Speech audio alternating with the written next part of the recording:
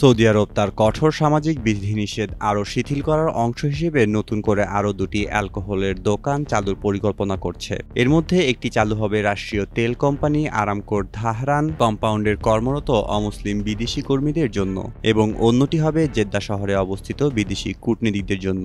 এই উদ্যোগটি crown prince Mohammed বিন সালমানের vision 2030 সংস্কার অভিযানের অংশ, যার লক্ষ্য অর্থনীতিকে বৈচিত্র্যময় করে তোলা এবং পর্যটকদের আকর্ষণ করা। গত বছর রিয়াদে অমুসলিম কূটনীতিকদের জন্য প্রথম অ্যালকোহলের দোকান চালুর পর এটি দ্বিতীয় বড় পদক্ষেপ। যদিও মুসলিম সৌদি নাগরিকদের জন্য অ্যালকোহলের ওপর নিষেধাজ্ঞা বহাল থাকছে, তবুও এটি দেশের সামাজিক উন্মুক্ততার এক নতুন ইঙ্গিত। দুটি নতুন দোকানই 2026 সালে চালু হতে পারে। এই সংস্কারের অংশ হিসেবে নারীদের গাড়ি চালানো, সিনেমা হল এবং কনসার্টের মতো কার্যকলাপও উন্মুক্ত হয়েছে। মেহেদী মাসুদ, জনকণ্ঠ।